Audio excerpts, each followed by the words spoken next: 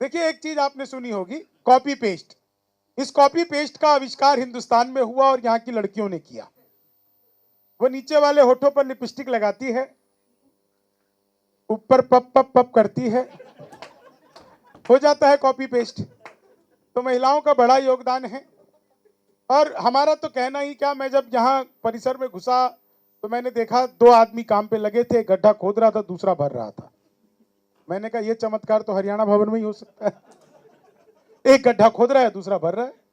मैं उनके पास गया, मैंने कहा ये क्या कर रहे हो? बोले भाई साहब आप बीच में मत पड़ो। मैंने कहा क्यों भाई? एक गड्ढा खोद रहा है, दूसरा भर रहा है, मैं बोलूं भी ना? बोले भाई साहब आपको पता नहीं है, बसंत का मौसम चल रहा है, फूल खिलने वाले, काम पे हम 3 आदमी लगाए गए थे। एक का काम था गड्ढा खोदना, दूसरे का काम था पौधा लगाना, तीसरे का काम था वापस मिट्टी डालना, बीच वाला छुट्टी पर गया है, हम अपना काम कर रहे हैं। तो वो बंदा वो भी बिल्कुल सही था।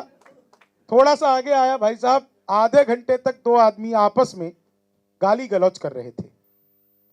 मैंने जाकर समझाया, तब मारपीट हुई।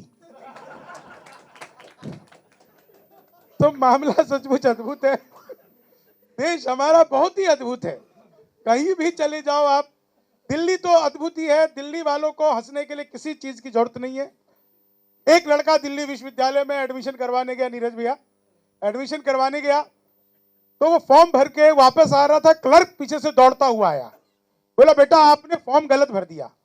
तो लड़के ने पूछा जी क्या गलती कर दी? बोले बेटा जहां पे नाम भरना था तुमने पता भर दिया, गलती कर दी, ठीक करो इसे। बोला नहीं जी मेरा नाम ही है, पता थोड़ी है। बोले अच्छा क्या नाम है तुम्हारा? लड़का बोला जी विकासपुरी, जैसे ओमपुरी अमरीशपुरी। बोले अच्छा पिताजी का क्या नाम है? बोला जी जनकपुरी। माँ का क्या नाम है? बोला जी मायापुरी। घर में और भी कोई है जी? छोटा भाई चाणक्यपुरी। साथ में कोई आया है जी? बड़ा भाई गोविंदपुरी। तो क्लर्क ने हाथ ही जोड़ लिया, बोला बेटा आपका एडमिशन तो जहांगीरपुरी में ही हो सकता है। तो दिल्ली का तो मामला ही अद्भुत है। दिल्ली में हंसने हंसाने के लिए हमें बाहर से किसी चीज की जरूरत नहीं पड़ती है। आप कहीं भी चले जाइए वहीं पर हंसी है। मैं तो दिल्ली में ऑटो में घूम रहा था, 15 मिनट के रास्ते को 45 मिनट बनाने की कला जो दिल्ली के ऑटो रिक्शा वाले जानते हैं, ये महारत और किसी प्रदेश के ऑटो रिक्शा वालों को हासिल नहीं है। 45 मिनट तक ऑटो वाला मुझे पूरी दिल्ली में घुमाता रहा और 45 मिनट तक लगातार अल्ताफ राजा के गाने गाता रहा। मैंने 45 मिनट बाद पूछा अल्ताफ राजा के बहुत बड़े फैन लगते हो?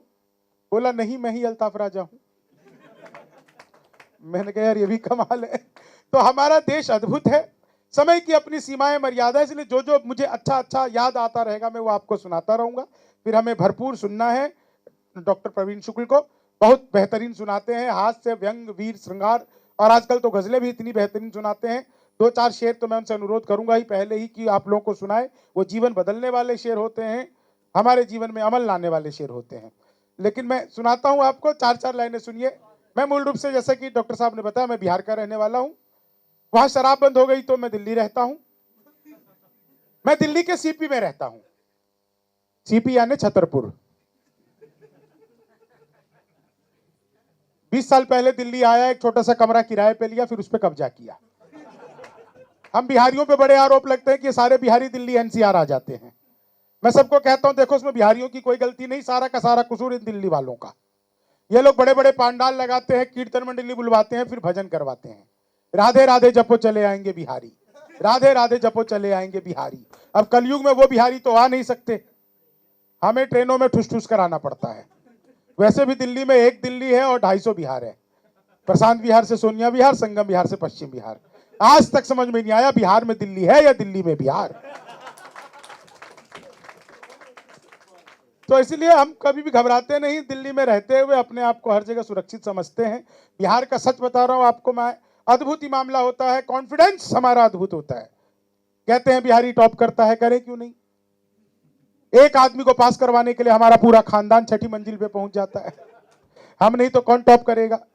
हाजिर जवाब बड़े होते हैं। मैं तो बैंक में चला गया, मैंने कैशियर को नोट दिए, कैशियर ने 2 नोट वापस कर दिए, बोले ये जमा नहीं होंगे, ये फटे हुए हैं। मैंने कहा मैं अपने खाते में करवा रहा हूं।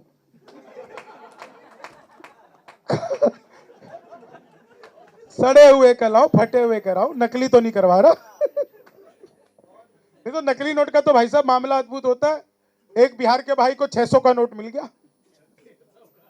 उसने सोचा और तो कहीं चलेगा नहीं, गांव जाता हूं। गांव गया, उसने साहब कहा कि यार 100 रुपए का सामान दे दो। उसने 100 रुपए का सामान दिया और उसने 600 रुपए दिए।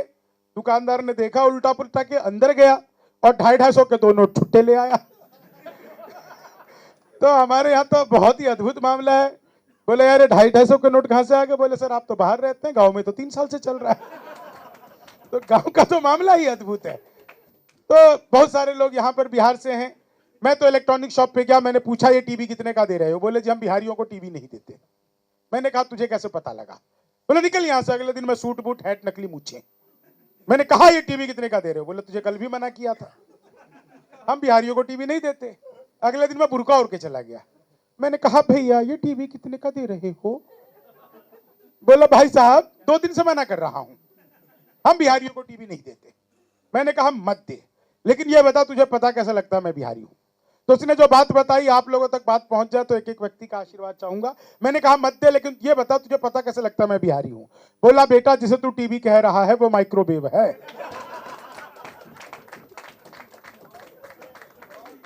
ये जो माइक्रोवेव को टीवी बताने का कॉन्फिडेंस बिहार लेके आया।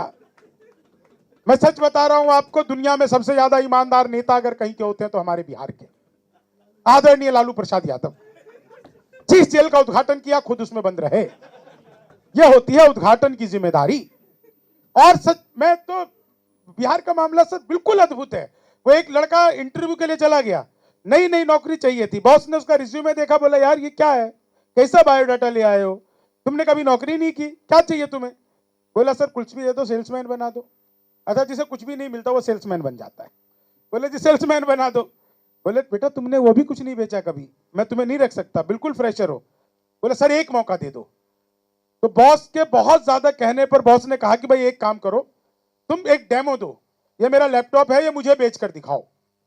तो लड़के ने कहा कि भाई दिखाओ। उसने लैपटॉप हाथ में लिया। बोले सर मैं कमरे से बाहर जाता हूं, अंदर घुसूंगा और मैं आपको पिच करूंगा, आप कहना नहीं नहीं नहीं चाहिए, लेकिन मैं आपको कन्विंस कर लूंगा कि मैं इसको कैसे बेचता हूं। बोले ठीक है ले जाओ। लड़के ने लैपटॉप उठाया और लेके भाग गया। यह होता है बिहार। 2 घंटे हो गए, बॉस के हाथ पैर फूल गए। रिज्यूम देख करके फोन किया उसे, बोले कि यार तुझे नौकरी देने के चक्कर में मेरी चली जाएगी। 2 घंटे हो गए, कहां चला गया? मेरा लैपटॉप लेके भाग गया। तुझे कहा मैं बेचना सिखा रहा था, जा जल्दी से ला, वापस कर। बोले सर वापस तो मिल जाएगा, लेकिन ये बताओ खरीदोगे कितने का? तो ये होता है बिहार साहब, हर जगह पे अपना मामला। पिछले दिनों मोदी जी कमाल करते हैं। मैंने मोदी जी से पूछा, मैंने कहा मोदी जी आपकी नीयत क्या है? दोस्तों बात समझ में आ जाए, बुद्धिजीवी वाली बात है। हाँ 1-2 जीबी की नहीं, बुद्धिजीवी की बात है। मैंने कहा मोदी जी आपकी नीयत क्या है? अच्छा आपको पता है बुद्धिजीवी कौन होते हैं? जो जीरोक्स कराने के बाद स्पेलिंग चेक करते हैं। हाँ कुछ गड़बड़ तो नहीं है। वो बुद्धिजीवी होते हैं। मैंने कहा मोदी जी आपकी नीयत क्या है? बोले मेरी नीयत पाक साफ है। तो पाक साफ छवि के हमारे मोदी जी। अच्छा कोरोना काल में एक घटना और बहुत अद्भुत होती थी, जहां चले जाओ वहीं पर सैनिटाइजर, जहां चले जाओ वहीं सैनिटाइजर। मंदिर खुले, में मंदिर गया तो वहां भी सैनिटाइजर। मैं तो चंद्रामृत समझकर चाट गया, अल्कोहल का स्वाद आया। मैंने कहा यार 1-2 बार और तो बिहारी आदमी हमारे यहां बंद है। मैंने कहा 1-2 बार और दो। तो उसने मुझे ऊपर से नीचे तक देखा, बोले भैया बिहार से आए हो क्या? तुझे कैसे पता लगा? बोला कि एक तो डिब्बा लेके भाग गया।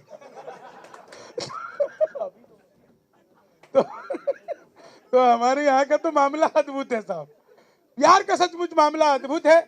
मैं 4 लाइनें सुनाता हूं, देखिएगा मजा आएगा आपको। कि मोदी सीमा पार भेज दीजिए बिहारियों को। सीमा पार बिहारी जा रहे हैं, वाह कर रही हैं। ये खुश है कि चलो कुछ तो लोग जाएंगे।